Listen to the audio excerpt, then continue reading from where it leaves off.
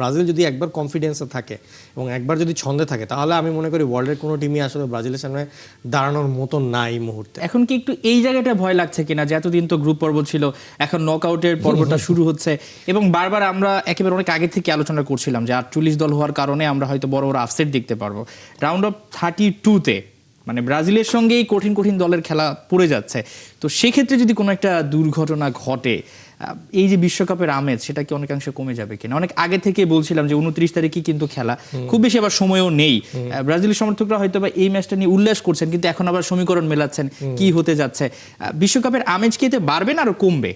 না, অবশ্যই বড় টিমগুলো যদি একটু তাড়াতাড়ি আউট হয়ে যায় সেক্ষেত্রে যে বিশ্বকাপের আমেজ নর্মালি একটু কমেই যায়। আর বাংলাদেশের প্রেক্ষাপটে ব্রাজিল বা আর্জেন্টিনা যদি কেউ একজন আগে চলে যায় তাহলে তো আরও বেশি আপনার একটু উন্মাদনা কমে যাবে, বিশেষ করে বাংলাদেশে।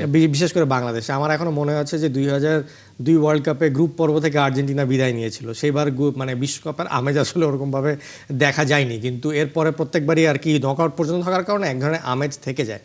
বাট ব্রাজিলের এখন যেই খেলাটা আমি দেখলাম আজকে এবং ধারাবাহিকভাবে আপনি যদি চিন্তা করে দেখেন, প্রথম ম্যাচে কিন্তু তারা মানে সেমিফাইনালের প্রতিপক্ষর মতন একটা প্রতিপক্ষ পেয়েছিল, তারপরও তারা উতরিয়ে গেছে কিন্তু গ্রুপ পর্ব, আমি সেভাবে বলবো। তো এই কারণে আমার মতে এখন যেই টিমগুলো আসুক না কেন বা গ্রুপ এফে যেইগুলো স্কোয়াডগুলো আছে না কেন, আমার কাছে মনে হচ্ছে না যে এখন ব্রাজিলের কাছে এটা খুব বড় কোনো রকমের সমস্যা হবে, কারণ তাদের নিজস্ব কনফিডেন্সের অভাবটাই আর কি সবচেয়ে বড় সমস্যা। ব্রাজিল যদি একবার কনফিডেন্সে থাকে এবং একবার যদি ছন্দে থাকে তাহলে আমি মনে করি ওয়ার্ল্ডের কোনো টিমই আসলে ব্রাজিলের সামনে দাঁড়ানোর মতো না এই মুহূর্তে, কিন্তু তাদের নিজেদেরকে ছন্দে আসতে হবে। মানে আপনি কি মনে করছেন যে ব্রাজিলকে আসলে যেভাবে ব্রাজিল মনে করা হচ্ছিল বা ভাবা হচ্ছিল সেই ব্রাজিল আসলেই পুরোদমে ফিরে আসতে পারছে?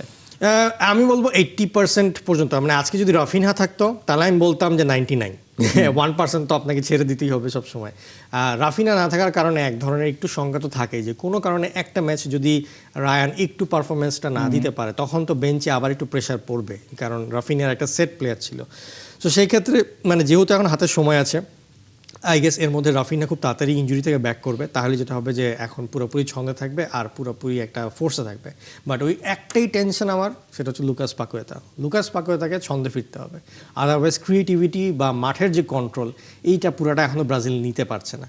আজকে ওই যেটা বললাম যে ক্যাসেমিরো আর ব্রুনো গ্যামিরেজ ভালো খেলার কারণে লুকাস পাকুয়েতার মানে যে লো পারফরমেন্সটা আমরা অনুভূত করতে আড়ালে পড়ে গেছে, কিন্তু এইটা কিন্তু বড় টিমের সাথে অনেক বড় একটা ফ্যাক্টর হবে, যেটা মরক্কোর সাথে আমরা দেখেছি।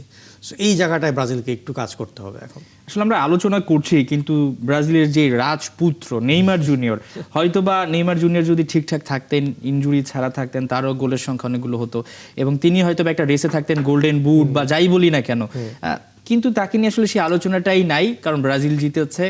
হ্যাঁ, অবশ্যই ভালো লাগার কাজ করেছে, 981 দিন পর তিনি তার প্রিয় জার্সিতে ফিরেছেন।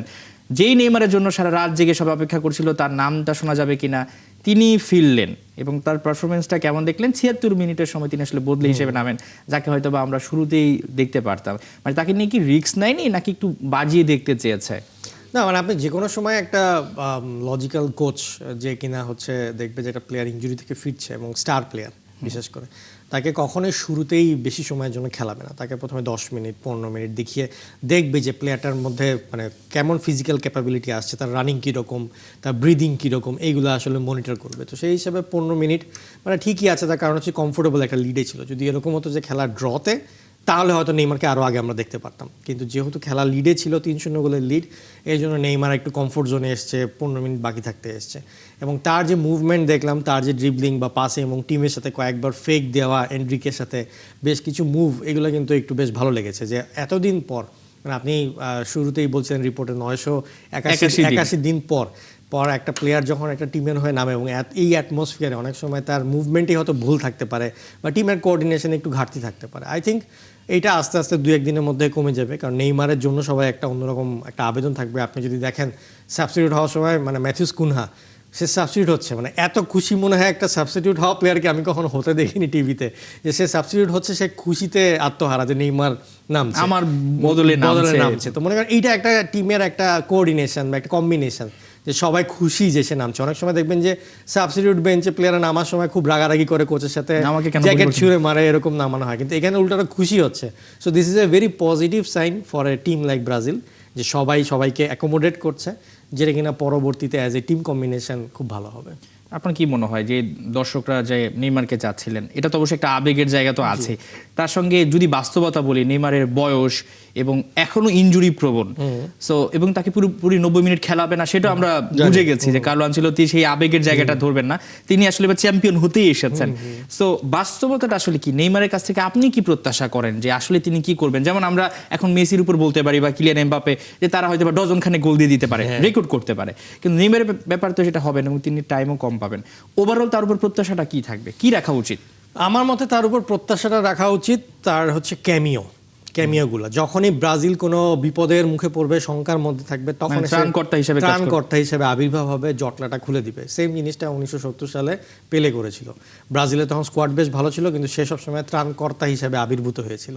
সো এরকমই তার ত্রাণকর্তা হিসেবে নেইমার আসবে, তাহলে হবে কি ব্রাজিলের ওই অ্যাজ এ টিম খুব ভালো পারফর্ম করবে। সো নেইমারের কাছ থেকে এটাই প্রত্যাশা যে তাকে যদি 15-20 মিনিট, 10 মিনিট, ইভেন যদি 5 মিনিটও নামানো হয়, সেই 5 মিনিটে সে যেন ত্রাণকর্তা হিসেবে এমন কিছু খেলা দেখায় যেটা কিনা তার চিরচরিত খেলা, এবং ব্রাজিল ম্যাচটা বার করে নিয়ে সেটাই, সে তার অভিজ্ঞতা কাজে লাগাবে এবং নিঃসন্দেহে কার্লো আনচেলত্তিকে জিতিয়ে দিবে। আহমেদ শেখ, আপনাকে অসংখ্য ধন্যবাদ আমাদেরকে সময় দেওয়ার জন্য। আমরা পরবর্তীতে আবার সেই ব্রাজিল ম্যাচ নিয়ে কোনো একদিন আলোচনা করব।